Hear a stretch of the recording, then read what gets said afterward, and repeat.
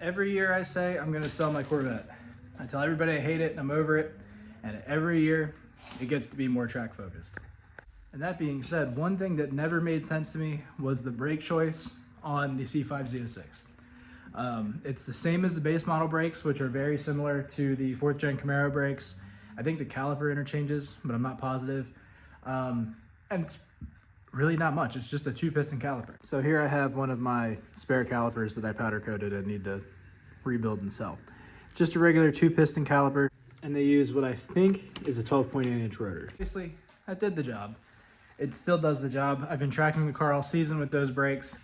I did a Z51 conversion, which gave me like an extra 0.2 in the front. That is a 13-inch rotor, I think. I could be way off. I'm not gonna measure for this. And really the main benefit of that is the rear brakes, not the front. But nonetheless, I have Z51s all around. We got a real brake kit.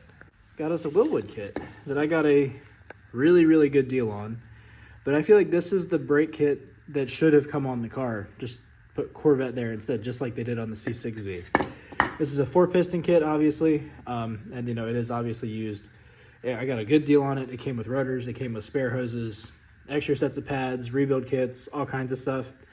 It was a little far away, but it was kind of too good of a deal to pass up. First step is to jack up your car. So I got the caliper mounted, and I got the pistons pushed back. The old caliper is just dangling there while we test fit it. I do want to throw my wheel on to make sure that the spokes clear the caliper and everything, but I think we'll be fine. They're a similar offset to the stock wheels, so not a big deal. But this did just bolt right up to the factory spindle. I looked these up on Amazon. You can get both for 700 bucks. I think with pads, but if you need new rotors, you need new rotors, but this is a stock size rotor. So yeah, you can throw a 4-piston front on your car for 700 bucks. Obviously you could get a used set of C6Z calipers for a similar price. I think they usually run about $1,000 bucks, maybe 1,200 bucks.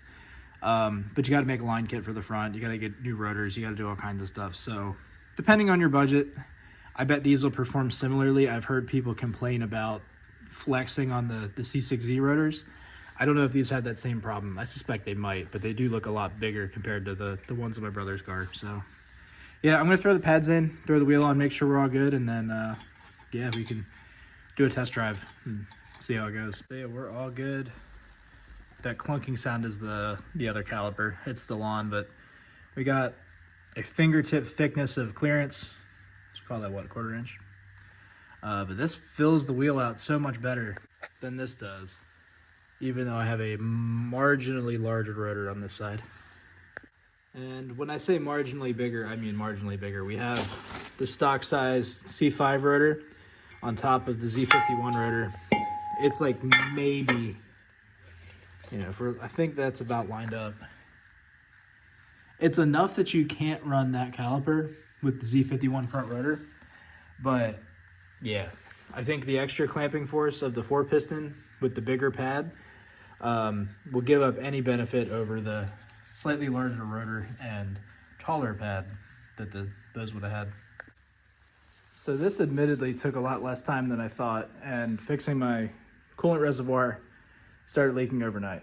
So I had to redo that, but not much of a video. Since this was aftermarket, I really did not expect it to bolt up as easily. It was quite literally a caliper change. I mean, obviously, but it was that simple. It was no harder than doing the factory caliper if I were to replace it. And I bet for the cost, they're not that much more money. This would be what I would be doing if I needed even just one front caliper for this car, without a doubt. Well, we didn't test drive it yet, but in my mind, it makes sense. I wouldn't do anything else. So I'm gonna bleed these. They have speed bleeders, so I don't need help, luckily. So I'm gonna bleed them real quick. It's a little too late. It's like 11:30 right now to do a test drive. But one day this week, it's the week of Thanksgiving, so it might not be until Thursday.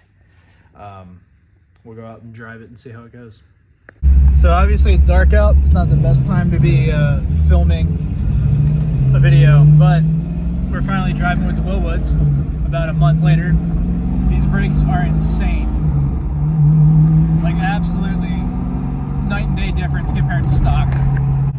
It's a little cold out, like way colder than it probably should be for these tires and pads like this, but they can lock the tires up, the front tires up with no issue, which we could never do with the stock brakes. Even on cold tires, I was never able to lock the fronts.